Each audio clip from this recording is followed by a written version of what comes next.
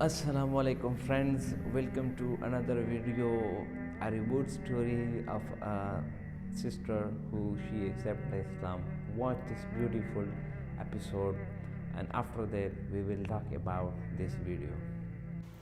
Hi, Assalamu alaikum, welcome back. It's me, the English Muslim mum. Sorry it's taken me a little bit longer than I had planned to film this next video. Life got a little bit busy, but here we go. So what I thought I would do is, I know my last video was sort of asking questions, but a lot of the questions are the same, which are basically obvious ones. How did you become Muslim and why? So I thought, you know what, it's going to be one of those things that everybody's going to want to know, so let's go with that first. So here is my Shahada story. Right back from when I was very little. Actually I was 7 years old. I had two working parents, full-time working mum and dad, and what do? Living in the UK, you have a childminder. So my childminder would pick me up after school, and I was best friends with her daughter at the same age, in the same class. So this lady, she was a Pakistani woman. She looked after me after school every day, and then she would also have us during school holidays. She was my first really introduction to Islam and to a Muslim family. So I would witness them praying. The adhan would go in the house. They had one of those classic clocks with the adhan that sounds for prayer time, and so they would pray. And of course the cooking and just the atmosphere, even just like the decor, it was all very kind of traditional, and I just loved it. I loved her. She loved us. She treated us the same way as she treated her own children, and you could feel the love. She had two daughters. One, as I said, one was my age, one was a bit older, but they were very hard-working, educated, clever girls. They did their homework. I don't even remember having any homework, so goodness. But so of course we did play together, but I was with Auntie quite a lot, and I was probably at her apron strings. She knew I was watching her every time she prayed. She can feel my eyes at the back of her head probably. So she just asked me if I would like to join her.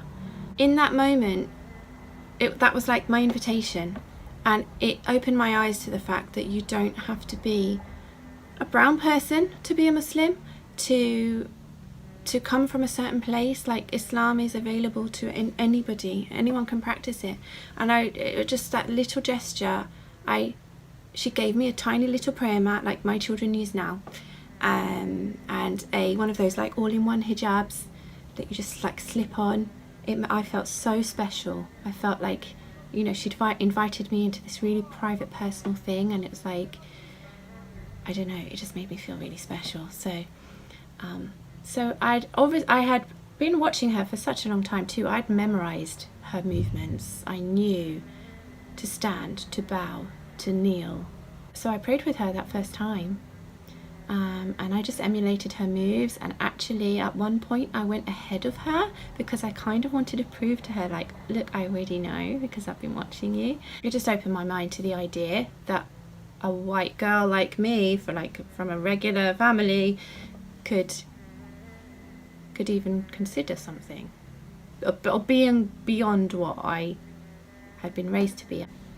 So prior to that, I always had this weird connection. I can't really explain it. Well, I can now, but I couldn't at the time. But I remember being about 5 years old, and I just had this really uneasy feeling sometimes, and I'd see, like I said, shadows or silhouettes in the window, and then I'd open the curtains, jump out of bed and open the curtains, and there was nothing there. And then we moved house, and this is where I don't want to share too much, but scary things happened. Jinn-like stories, not like full-on jinn stories. I've got so many. Perhaps one day I'll talk about it more. I don't know if it's a good idea. I've heard that it's not good to talk about it. So that's kind of a little side note. So that was yeah. you know, that always led me to believe, or even was quite overtly believe, that there's something more beyond what we could see.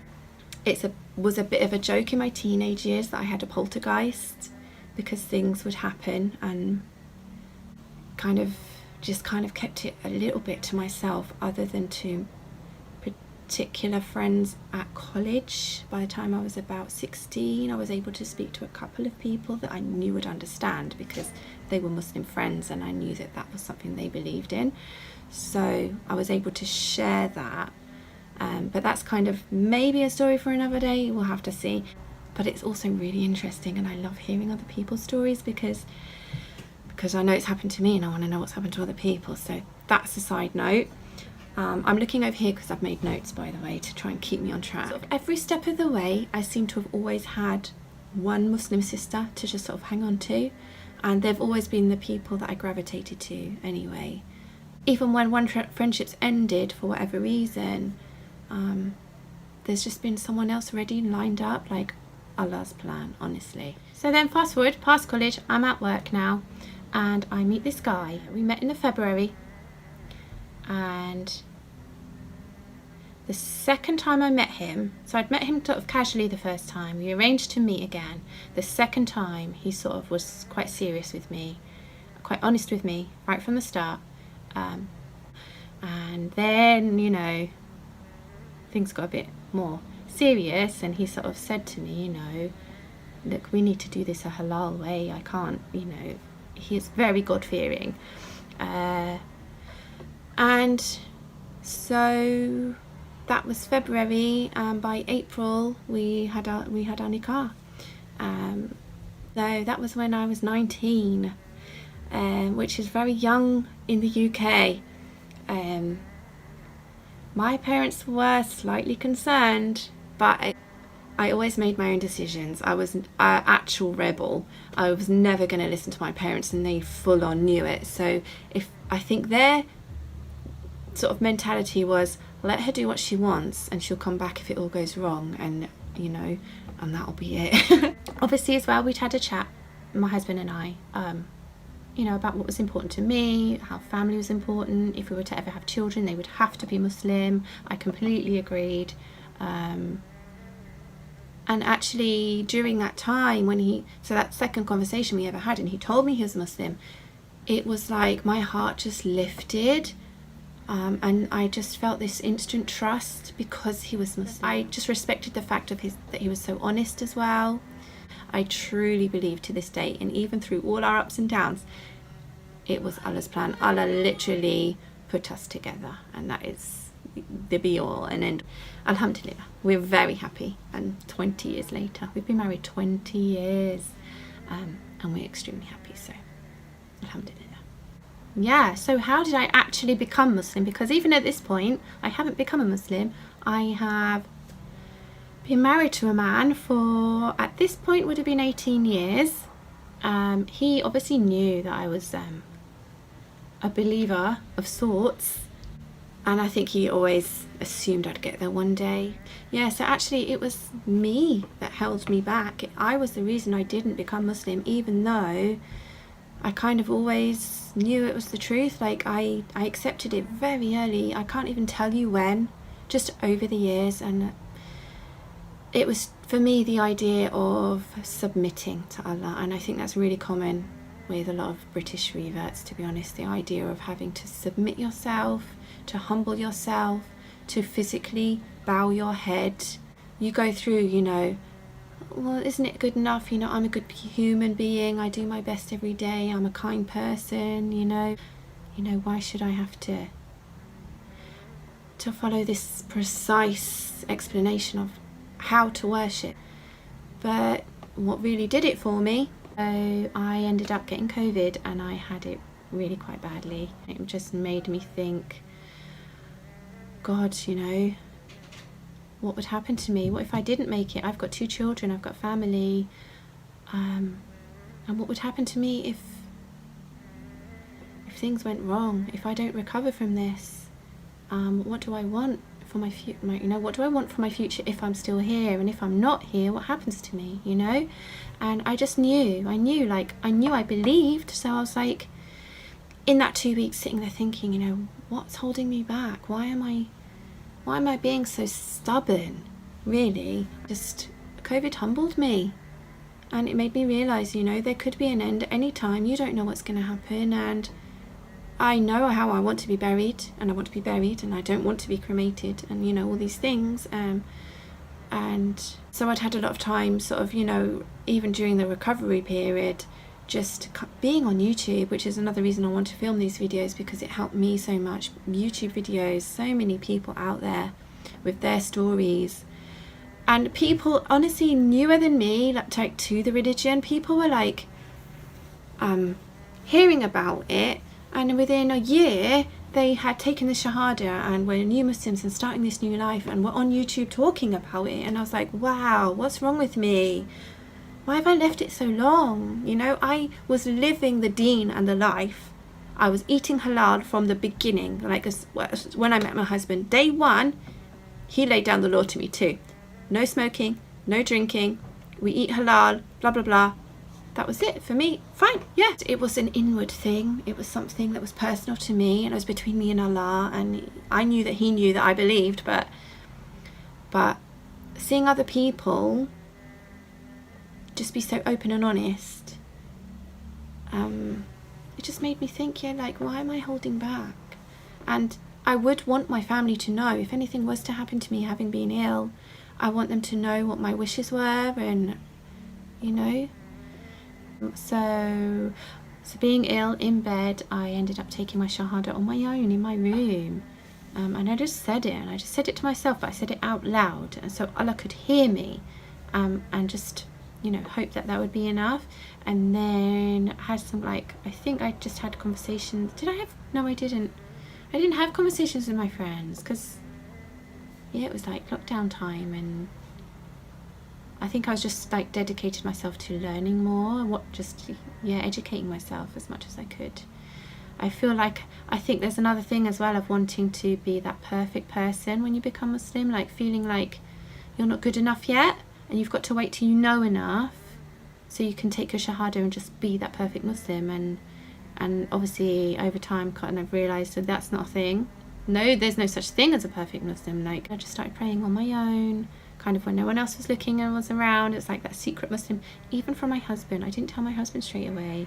I just, again, I don't know, there's something about saying it out loud still, but I was acting on it internally and just digesting it myself and taking it slow. And yet another thing, that's a thing as well, see, I was like, I didn't want people to think I'd converted or reverted because of my husband. That's another thing that held me back. I didn't want people to think I was just a revert because my husband was Muslim and I just reverted for him. That's another reason I think I took such a long time, because I kind of almost had to show my family, look, he lets me be me, you know, he's not forcing me. Yeah, it's silly, isn't it?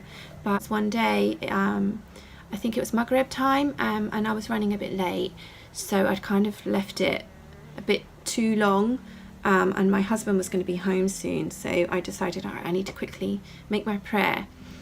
But lo and behold, the door rings. My son lets him in because I'm fully in the prayer, and I just decided to allow him to see me, to be honest. So he came in and he was calling my name because, like, where am I? And then he walked into the bedroom where I was, and he just saw me just fully in sujood, and he was probably quite shocked, kind of didn't really know what to say, and just slowly backed out again and kind of left me to it. Didn't say anything, he just left me to it. And then it just slowly became a bit more normal, and it was less awkward, and it just, yeah, and it's just all slotted in. And so now, alhamdulillah, it's been 2 years. 2 years since I've fully practiced Islam. It's been 9 months of me wearing hijab now. So yeah, that's kind of it really. So yeah, that's it for now. I will probably do another, like I said, another video explaining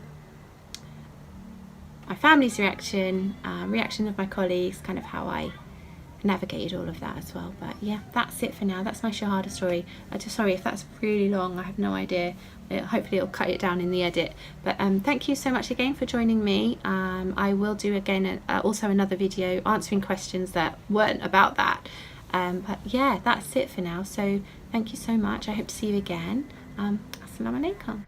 Welcome back, friends. I hope you enjoy the video till the last minute. What an outstanding video and outstanding story.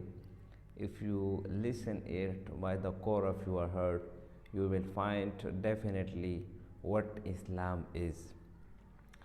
Actually, first of all, our Holy Prophet Muhammad sallallahu alaihi wasallam said that every kid was born in this universe by the birth of Islam. كل مولود يولد على فطرة الإسلام فلو كان أبواه إلى آخره. Then the Prophet Muhammad sallallahu alaihi wasallam said that every kid who came to this universe by birth is Islam. By birth he is Islam. Later on, it's the choice of his father and his mother to whom he become convert. If her parents were Christian, so automatically this kid will be convert into Christianity. If his parents were Jews, so automatically this kid will be convert to the Judaism.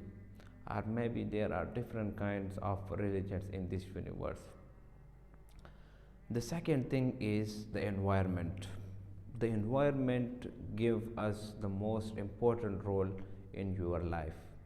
If your environment is good, if your environment is warm, if your environment is become such a good condition, then your future, your son, or your thing or your life will be so much easier and so comfort. Environment take a most important role and a vital role in your life. Let me tell you one example, that if all the day you have spent with a person who is selling perfumes, if you spend whole the day with a person who is selling perfumes, if he is selling a different kind of smells, perfumes, and different kind of thing which give a very good fragrances, so if you spend all the day with him, if you are not buying anything from him, you are just spending day with him, when at the end of the day when you came home, so your clothes, your jacket will be make perfumes, it will make smells. Then different people will be asking from you that which perfume you apply or which fragrance you apply. So your answer will be that no, I haven't applied any kind of perfume, but I spend time in the shop of perfume. That is called the environment. So if you spend time with good colleagues, with good friends, with good environment, automatically it will give you a positive result. But instead of this, if you go spend time with the blacksmiths, if you spend time with the blacksmiths, or if you are not doing anything, at the end of the day your clothes will be black and you will be find a very unpleasant smell. So someone will be asked that why you are in such an ugly condition, what's problem with you, what's wrong with you? So you will reply that nothing, but I just spend time with the blacksmith, that's why my clothes is not looking good and my personality is not looking good. This is called the environment. So the moral of the talk is that environment play the most important role in your life. If your kid is under the good environment, under the good people, under the good Muslims, believe me, your son will be learn the skills, you will be learn the skills, and he will be learn more things from their colleagues, from their friends, and from their environment. If the environment provide your son, it's not good. If it's all about the Islamic phobia, not Islamic phobia, if the environment is all about the gambling, if the environment is all about the non-filtering things, non-considerable things by Islam, so automatically your son will be converted into another world. So that's why you should suggest for your kids, for your offspring, the environment which is suitable for him, for his life, and for his future as well. If you send your kids, your offspring, to another country far away from your own home, and if there the environment was completely changed, the tradition was completely changed, the culture was completely changed, so what will be the reaction of your son? What will be the reaction of your offspring? Obviously he will adopt some of the things, he will not completely adopt the culture, but he will attend some of the culture, he will catch some of the culture and some of the parts of the gathering of that people, of that environment, and when he came and when he returned to his home, he will slightly different. You will be feel that there is something I notice it's completely changed from his religion. What happened? That is called the environment. So the more give you importance to the environment, the more you will gain positive result. There is something common in our Muslim community nowadays is celebrating a birthday. We have seen so many people that they are celebrating their birthday at the age of 50, 60, even when they're close to the grave, and they're celebrating their birthdays. Why? Who give him this education? Who give him this idea that you should celebrate your birthday? Automatically, yes, the environment. He spent environment with non-Muslim. He spent environment with those people who are doing those things, who are doing performing creation, who are performing parties against Islam. So automatically they learn from this. That's why our Muslim brothers are nowadays facing a lot of problems and a lot of difficulties by the wrong environment. So the same thing is with this sister, that she spent his life with his friend. Actually his friend was a Muslim, and his friend's mother has 2 kids and both are Muslim, and every time she was offering the prayer and fasting during the month of Ramadan. So she learned a bit from him, that how she was so calm and how she was so cultured, and how she are very decorating person, how her mother and etc. So she is looking, she follow her friend, and she gets support in the good environment, that his heart was completely that her heart was completely melt, and she converted to Islam as well. So that's why if we Muslim want to spread Islam all over the world, all over the country, then we have to apply on our own self. From our own self, we have to start offering prayer 5 times a day, and make our habits. We will make our habits and make our culture just like Islam, as Islam was revealed. So everything, our neighbors, our friends, and our environment will be much warmer, and our environment will support us, so everybody will come and entering into the Islam. It will be so easy. This will prove that yes, a single friend can also help you to do a good life, to spend a life with Islam. A true friend can lead you the way of success, that from the light, from the night of darkness, you will become to a light in a day, and you will be a happiest person in the world. Let us see, in this video we have seen that this girl spent 20 years of his marriage after Islam. That before, when she was 7 years old, she doesn't accept Islam, but when she was 16, she was under his control, everything was his done, so then she accepted Islam. So that's why if you found a very good environment, if you give much and more and give and good environment to everyone, so the result will be positive, and you will be love Islam, and you will be find Islam.